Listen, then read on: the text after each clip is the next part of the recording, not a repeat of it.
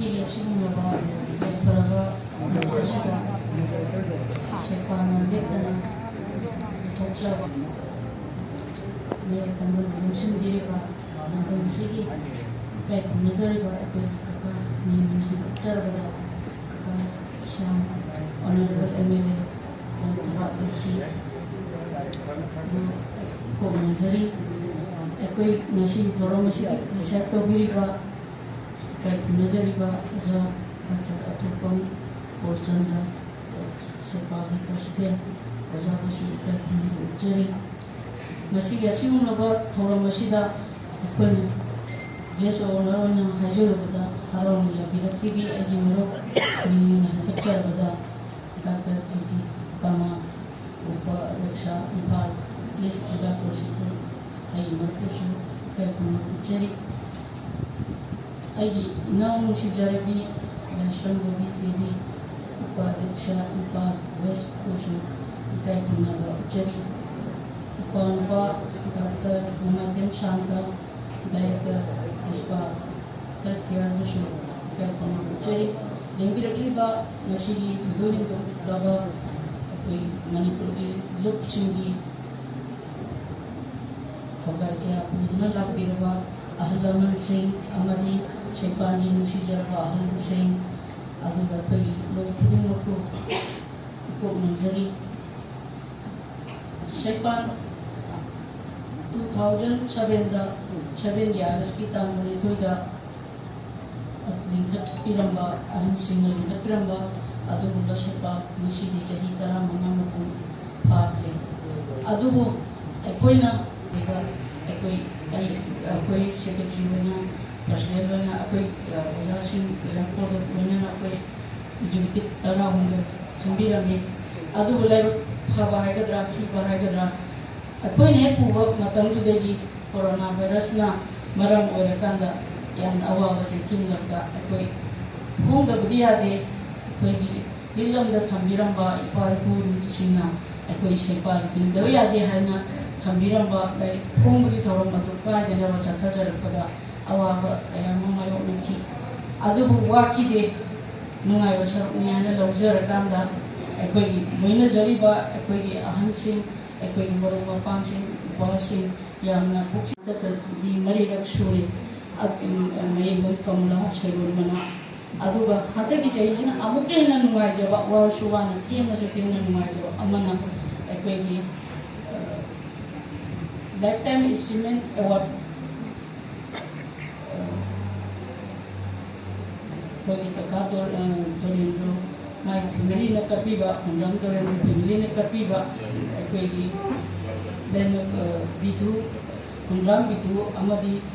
lemok bidu lifetime achievement award sidagi di ako'y hanagi ako'y pijaramba certificate momento amadi sandugi mathakta lupa lising mga case award oina ako'y kaka dorindro pibitana atagi jai sidagi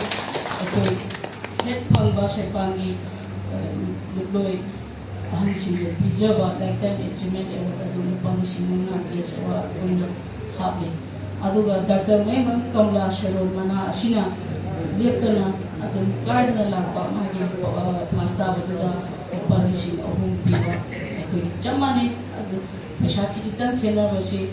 di akoi mathangi jeli kai dosge habadu kaliba dona duga akoi tana jaraga mana beya pra habadu ma akoi thamjage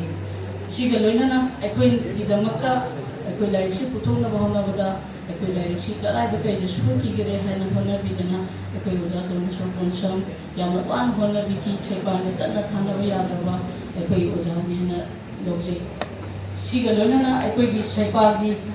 pa okendro pundongba uza ICSM Rakesh Moden makoi hona biba aduna ngasi mayam gi mangda ningtam seisi mai apai mai pa na putu pa injuri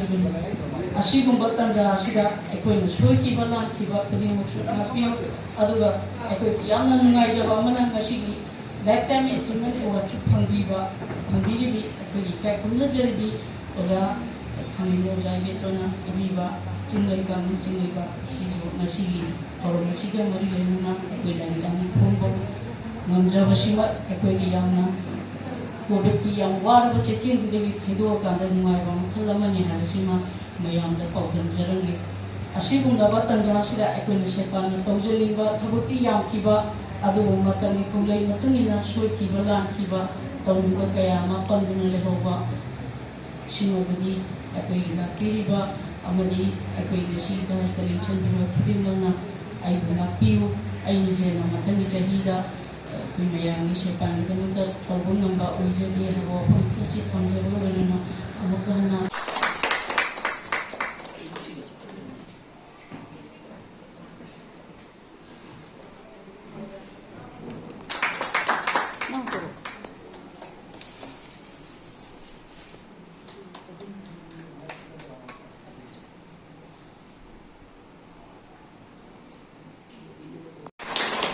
Loina Sarna, ang dahan-dahan ko nilagay kasi kung tupiro si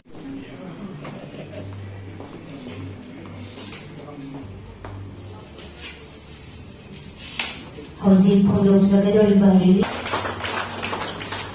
Loina na yung kay kung nasari ko sa case na nari kasi Pondok Barili na. Norena, Kori Lamba,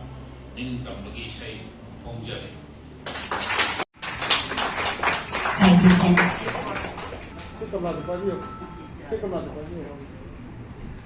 Loina na memento. Kung nasari binisi donor na case ewan na si bibigyan niya. Citizen.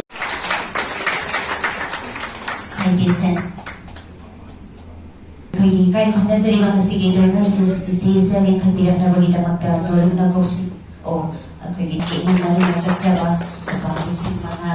case ewan ang asyo kasi na rin.